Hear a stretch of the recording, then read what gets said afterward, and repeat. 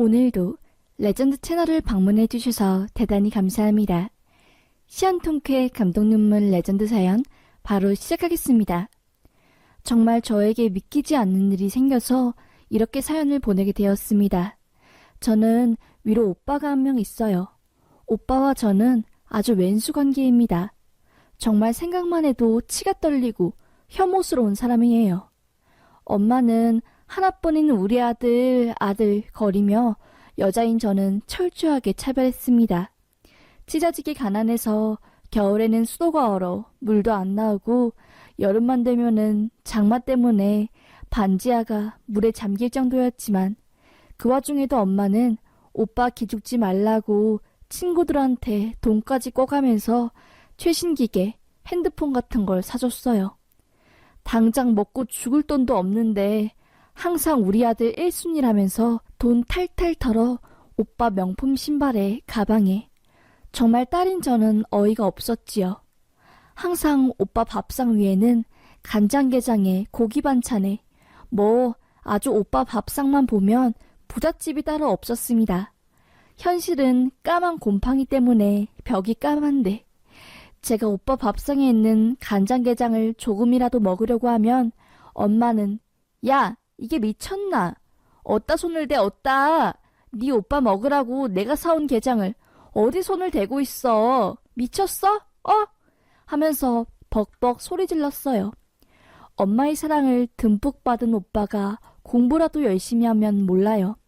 노랗게 탈색해서 친구들 오토바이 타며 동네에 안 좋은 애들이란 애들과는 다 몰려다니고 소위 양아치였습니다. 친구들 돈 뺏고 돈 없으면 폭력을 써서 경찰서에 드나들길 수십 번에 정말 선생님들까지 학을 떼서 오빠를 포기할 정도였어요. 저는 그런 오빠와 이런 집안 구석이 싫어서 정말 죽기 살기로 공부했습니다. 책 살 돈도 없어서 담임 선생님한테 간곡히 부탁해서 선생님들용으로 나온 답이 다 적혀있는 선생님용 참고서로 답을 가리며 공부를 했어요.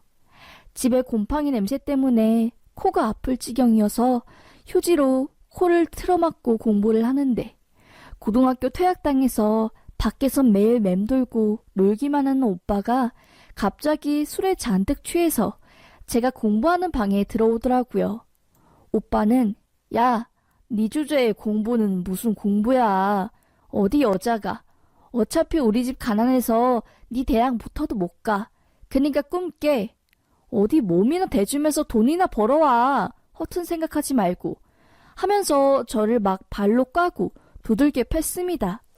오빠의 발길질 때문에 곰팡이 냄새 맡기 위해 코에 틀어박았던 하얀색 휴지는 코피로 벌겋게 물들었습니다.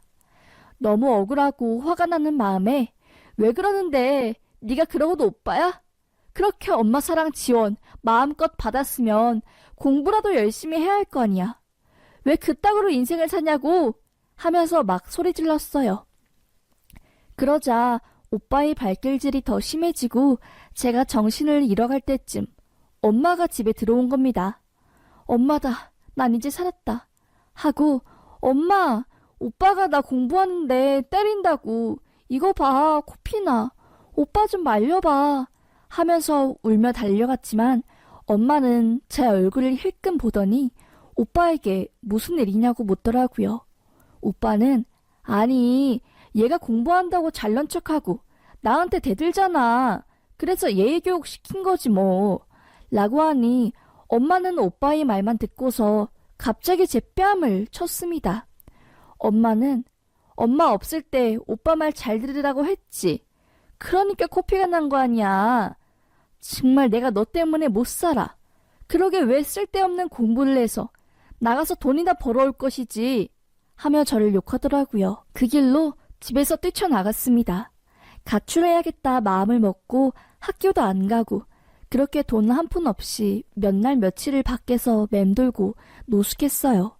가출한 저를 아무도 찾지 않더라고요. 콱 죽어버릴까 싶었지만 이대로 죽기에는 내 목숨이 너무 아까웠기에 꾹꾹 참았습니다. 그러다 정말 더 이상 못 버티겠다 싶어서 집으로 몰래 들어갔어요. 집에 있는 저금통이라도 가지고 나와서 밥이라도 먹으려고요. 그런데 집에 슬금 들어갔는데 제 방에 하필 오빠와 그 날라리 무리들이 있는 겁니다. 그걸 보고 나가려는 순간 오빠가 갑자기 방에서 나와 제 팔을 확 잡고 그 방으로 끌어당긴 겁니다. 그러고서는 지 친구들한테 야, 얘 먹어. 이딴 년을 내 동생으로 둔 내가 미친놈이지. 내가 허락할게. 니들이 알아서 해. 라며 저를 악마들이 손 아귀에 넣으려고 한 겁니다. 오빠 말이 끝나자마자 술에 취해 사리분별 못하는 그 악마들이 저에게 다가오길래 저는 필사적으로 몸부림을 치고 그 상황에서 탈출했어요. 그리고서는 무작정 터미널로 갔습니다. 터미널로 가서 길 가는 사람들한테 붙잡고 제발 표 좀 사달라고 사정사정에 어떤 할머니께서 서울 가는 표를 한 장 사주셨어요. 그렇게 저는 그 길로 서울로 올라갔습니다. 서울로 올라가서 엄마한테 말했죠. 엄마, 나 오빠랑 연 끊을 거야.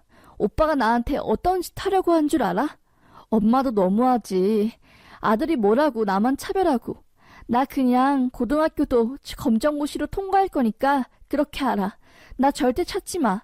하면서 고래고래 소리를 질렀습니다. 서울역에 도착해서 저는 무작정 노숙을 했죠. 일자리를 구해보려고 했지만 나이도 어린 제가 쉽지 않았습니다. 그러다 귀인을 만나게 되었어요. 서울역에 쪼그려 있는 저를 본 한 여자 목사님이 저를 본인이 교회로 데려가서 숙식을 해주시게 한 겁니다. 제 사정을 듣고 너무 딱하다고 유치부 애들이 낮잠 자는 방에서 당분간 숙식하고 공부하라고 하며 방 한 켠을 내어주었어요. 정말 천사셨습니다. 그렇게 저는 그분이 도움을 받아 그곳에서 공부하고 검정고시 통과 후 전문대에 입학했습니다. 입학금도 교회에서 모아주신 장학금으로 해결했고요. 그렇게 전 그 교회 목사님이 천사 같은 배려에 살 수 있게 되었지요. 전문대에 들어가 기술을 배워 졸업하자마자 바로 취업을 했어요. 전문대 출신이라고 같이 일하는 사람들한테 무시도 많이 받았고 정말 힘들었지만 꼬박 13년을 일해서 전셋집을 마련할 수 있게 되었습니다. 그리고 결혼까지 하게 되었어요. 교회에서 만난 저희 모든 이야기를 알고 있었던 한 살 차이 나는 오빠와 하게 되었습니다. 남편도 저와 사정이 비슷했기에 정식 결혼이 아닌 교회에서 서로 기도를 하고 약속을 하는 것으로 저희는 그렇게 평생을 기약했어요. 남편과 그렇게 혼인을 하고 5년쯤 지났나 갑자기 모르는 번호로 저에게 전화가 몇 통 계속 오는 겁니다. 제가 어릴 때부터 거의 도망자 신세에다가 집에서 도망친 상황이었기에 함부로 모르는 번호를 받지 않았어요. 혹시나 엄마나 오빠가 날 찾으러 올까봐요. 그런데 이상하게 너무 심할 정도로 모르는 번호로 매일매일 몇 통씩 계속 부재중이 와 있었어요. 이상하다. 누구야? 받을까? 말까? 받았다가 엄마면 오빠면 어떡해. 나 결혼했다는 거 알면 또 얼마나 뭐라 하고. 아, 받지 말자 하고 있었는데 갑자기 핸드폰으로 문자 한 통이 오는 겁니다. 저는 그 문자를 보고 너무나 깜짝 놀랐어요. 알고 보니 그 문자를 보낸 사람은 엄마였습니다. 엄마다. 너 핸드폰인 거 다 알아. 그동안 연락 한 통 없이 잘 살았니? 꼭 하고 싶은 말이 있어서 이렇게 간곡하게 보낸다. 제발 연락 좀 받아라. 죽기 전에 마지막 말이야. 라는 문자였어요.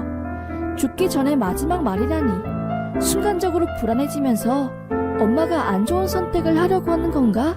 하는 마음에 할 수 없이 전화를 받게 되었어요. 전화통화로 들려오는 엄마의 목소리는 다 죽어가는 목소리였습니다. 알고 보니 엄마는 말기암 판정을 받아서 서울대학병원으로 입원하려고 준비하고 있던 상태라고 하더라고요. 엄마는 시한부라고 얼마 남지 않는 인생에 내 딸한테 못해준 게 너무나 미안해서 죽기 전에 꼭 보고 싶다고 하며 저를 만나고 싶다는 말이었습니다.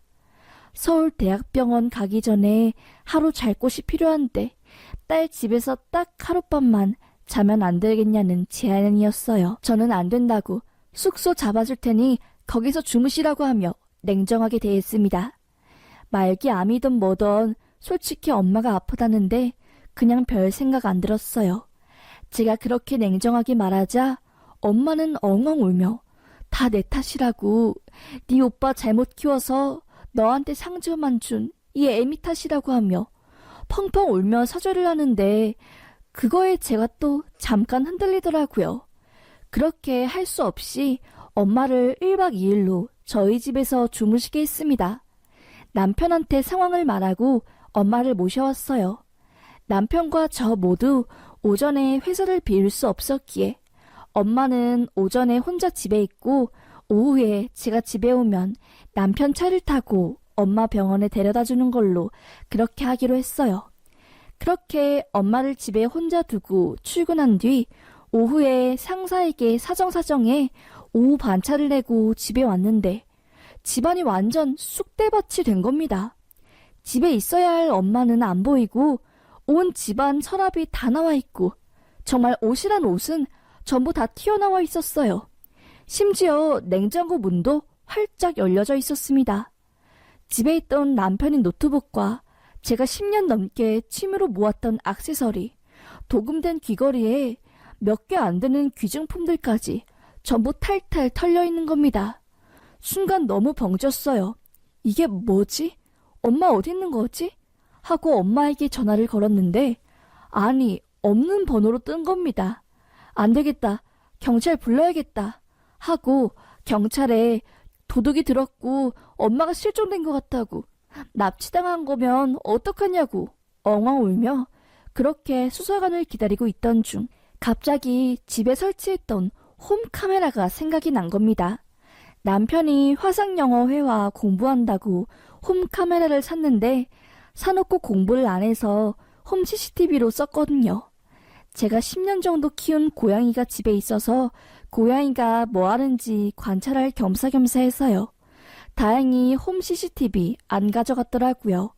TV 뒤에 있어서 못 발견한 건지 모르겠지만요. 하여튼 그 홈 CCTV를 확인한 순간 저는 그냥 뒤로 자빠질 뻔했습니다. 그 CCTV 화면 속에는 18년간 연을 끊었던 오빠의 모습이 있는 겁니다. 엄마가 집에서 누군가에게 전화를 하자 몇 분 안 있어서 갑자기 제 집으로 오빠가 들어왔고 오빠가 가져온 포대자루 같은 거에 엄마랑 함께 저희 집에 있는 물건들을 쓸어담기 시작한 겁니다. 저는 그 장면을 보고 손이 덜덜 떨렸어요. 이게 뭐하는 짓인가? 저놈 새끼들이 사람인가 싶었습니다. 엄마와 오빠가 어떻게 끝까지 나한테 이럴 수 있지? 라는 생각에 막 눈물이 났어요.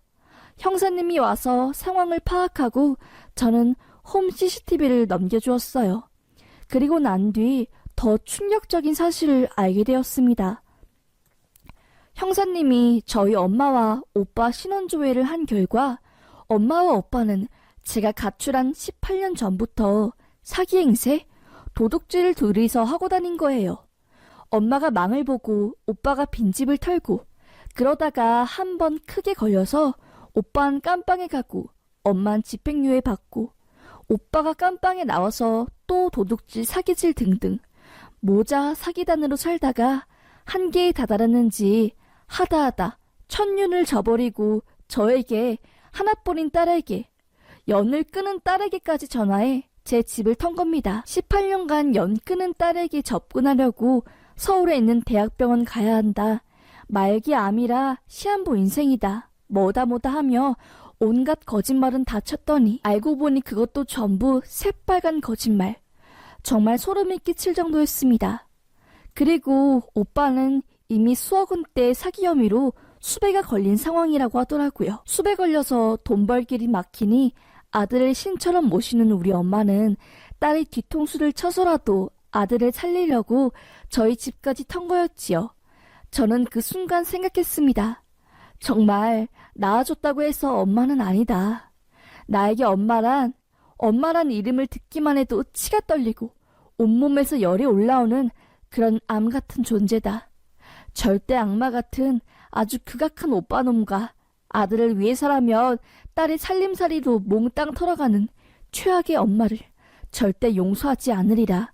그렇게 마음을 먹었습니다. 둘은 어디로 도망간 건지 경찰이 수사가 시작되고 꽤 시간이 흘렀는데도 눈, 코빼기 하나 보이지 않았어요. 그러다 몇 달 뒤 엄마랑 오빠가 전남 한 여인숙에서 잡혔다고 하더라고요. 그렇게 엄마와 오빠는 구속수사되었고 제 사건뿐만 아니라 여러 소송들이 걸려 있었기에 1심에서 징역형이 확정되어 지금 옥살이를 하고 있네요. 엄마는 저한테 어떻게 네가 나를 고소하냐고 하며 적반하장으로 나오길래 이 사람은 그냥 말이 안 통하는 짐승이구나 하고 그 이후로 아예 무시하고 면회가지 않았습니다. 세상에 저 같은 엄마를 둔 사람이 또 있을까요? 아들에 대한 집착이 엄마를 이렇게 만든 것인지 아니면 엄마가 원래 미친 사람이라서 아들을 그렇게 만든 건지는 모르겠지만 잠깐 동안 엄마의 소름 끼치는 연기력에 속아 동정심을 가져서 엄마를 용서한 제 잘못이네요. 정말 이번 사건으로 상처를 깊게 받았지만 사람 믿으면 안 된다는 교훈을 얻었다 치고 다시 힘내서 살아가렵니다. 남보다 못한 가족 때문에 한평생 마음고생을 했지만 대신 저를 정말 친딸로 생각해 주시는 목사님과 너무나 자상하고 내 모든 걸 이해하고 공감해주는 남편이 있기에 그거에 감사하며 살렵니다. 사연 읽어주셔서 감사합니다.